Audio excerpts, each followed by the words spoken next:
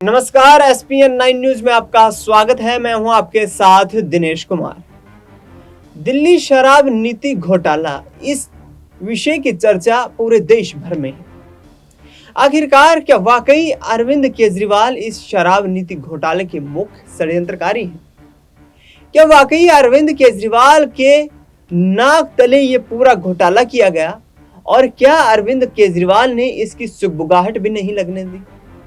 आखिरकार अरविंद केजरीवाल भी लगातार 21 मार्च से तिहाड़ जेल की सलाखों के पीछे हैं, लेकिन बार बार जमानत की याचिकाएं जो उनकी तरफ से लगाई जा रही हैं, उससे कहीं ना कहीं उनके ऊपर सवालिया निशान और खड़े हो जाते हैं। अरविंद केजरीवाल के वकील अभिषेक मनु सिंघवी ने दावा करते हुए कहा है कि पिछले 3 महीने में अरविंद केजरीवाल को जेल में बंद रखा गया है और उससे 6 महीने पहले तक 10 समन जारी किए गए थे। आखिरकार ईडी ने अब तक कोर्ट के समक्ष सबूत पेश क्यों नहीं किए हैं? सीबीआई की एंट्री इस पूरे केस में हो चुकी है। इस पूरे केस में सीबीआई की एंट्री होने के बाद यहाँ पर अभिषेक मनु सिंघवी का कहना है कि जब ईडी अपने हार को स्वीकार करती हुई नजर आती है तो फिर सीबीआई को यहाँ मोहरा बना लिया जाता है। सीबीआई ने अरविंद केजरीवाल को सुप्रीम कोर्ट में पेशी के वक्त गिरफ्तार कर लिया था और उसके बाद उनकी न्यायिक हिरासत की मांग की थी। सीबीआई के डायरेक्टर ने यह जानकारी देते हुए कहा था कि इस मामले की सीबीआई गहनता के साथ जांच कर रही है। उनके पास तमाम सबूत मौजूद हैं। पैसा किस तरीके से आया, किस तरीके से नियमों में बदलाव किया गया, थोक व्यापारियों के मुनाफे को किस तरीके से बढ़ाने का प्रयास किया गया और वहां से बढ़ाए गए पैसे में किस तरीके से पार्टी का चंदा यहाँ पर आया। तमाम इन खबरों पर, तमाम इन मुद्दों पर यहाँ सीबीआई की तरफ से पेश किए गए दावों में ये दम दिखाई दिया।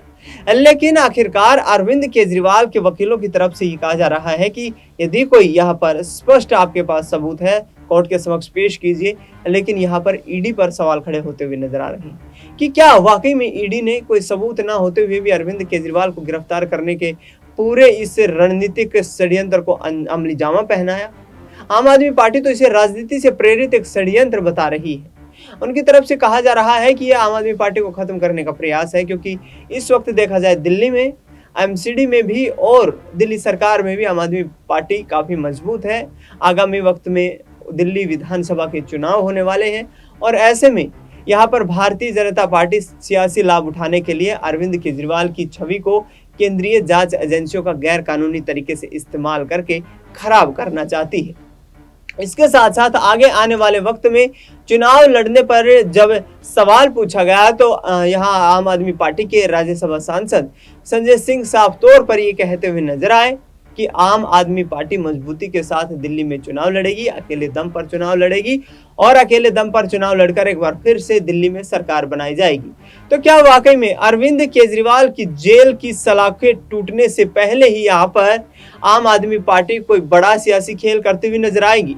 क्योंकि यहाँ साफ तौर पर यह कहा जा रहा है कि आम आदमी पार्टी दिल्ली में विधानसभा स्तर पर किसी तरीके का कोई गठबंधन नहीं करेगी और हमें पूर्णतः विश्वास है कि जनता पिछले 10 सालों में किए गए हमारे काम से काफी खुश है और हमें जन आशीर्वाद मिलता हुआ नजर आएगा। देखना यह होगा कि अरविंद केजरीवाल को कितनी जल्द राहत मिल पाती है। तमाम यहाँ न्यायालयों में उनकी जमानत की याचिकाओं पर सुनवाई हो रही है। सुप्रीम कोर्ट पर अब सभी की आस बंधी हुई है। देखना यह होगा कि अरविंद केजरीवाल क्या जल्द ही जमानत पर जेल की सलाखों के पीछे से बाहर आ पाते हैं। फिलहाल इस खबर में इतना ही। देश दुनिया की तमाम बड़ी खबरों के लिए आप देखते रहिए एसपीएन 9 न्यूज।